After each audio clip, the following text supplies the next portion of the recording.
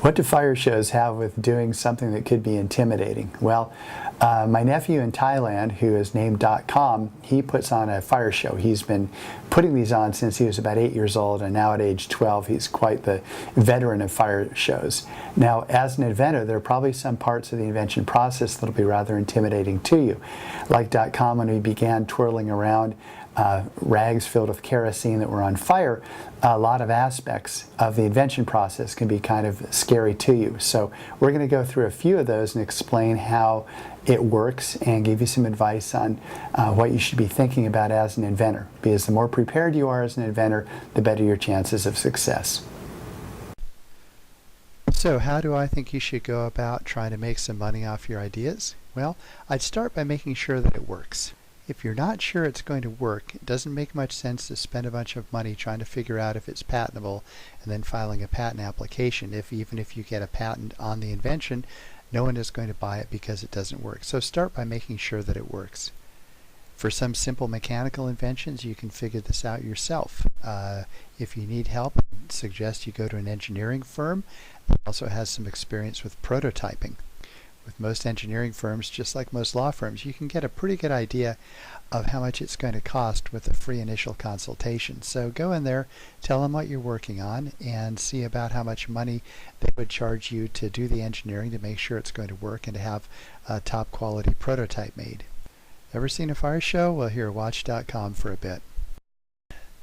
So these pictures were taken when .com was 12 years old, and by the time he was 12, he was a veteran of 4 years of trying to do fire shows. So anyway, he has a lot of fun doing it and can do it very safely. However, when he first started out, there were a couple times he got hit in the head with the flaming the flaming wands, as they call them, and it wasn't a whole lot of fun for him. But you know, he learned from his mistakes and puts on a pretty good fire show now.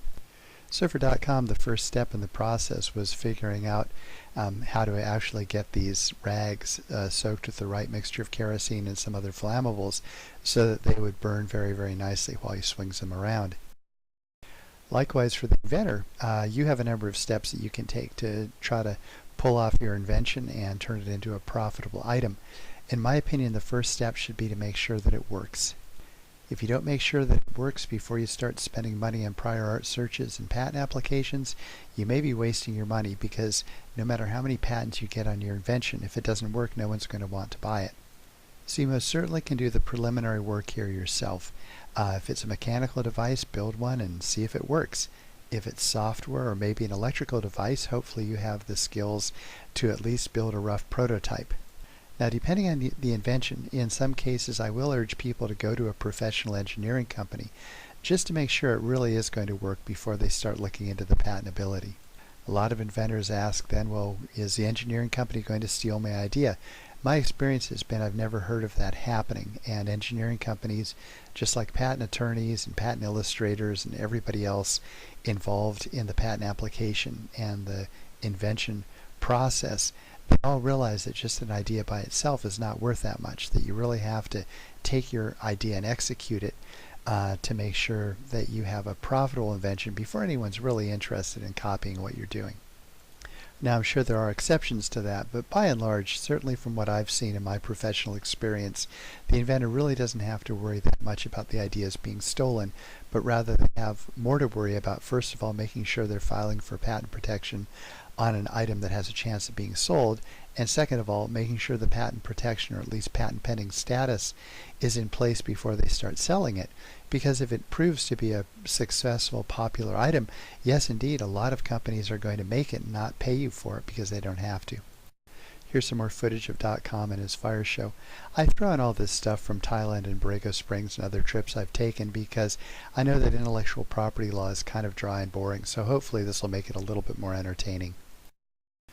So the next step after you've made sure that it works is to do a prior art search. Now, we have a number of other videos on ways you can do your own prior art search using Google Patents and free patents online, Patent Storm, and even the USPTO database, although that one's the most difficult to use.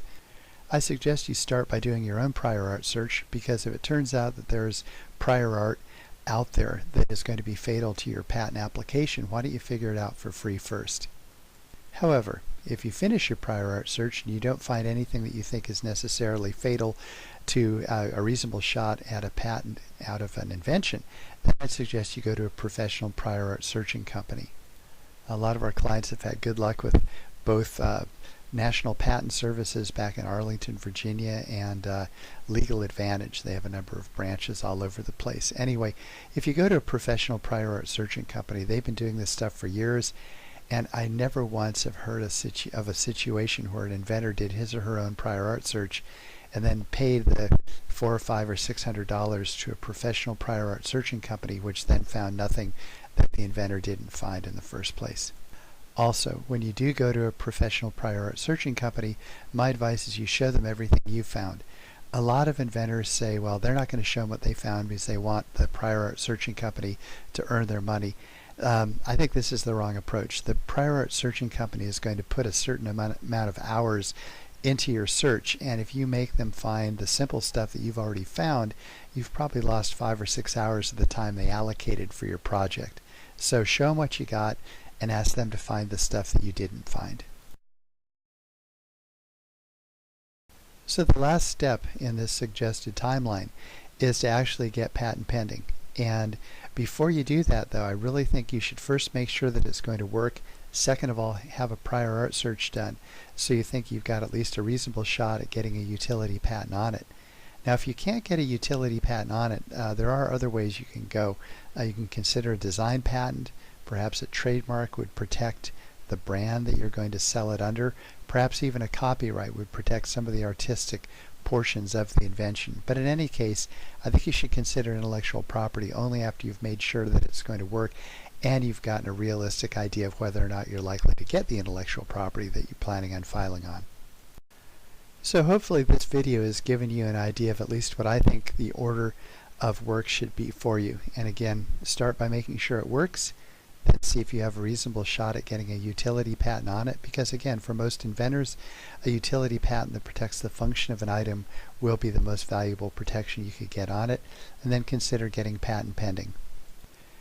And if you want to try to learn something that also has some risks involved, try doing your own fire show.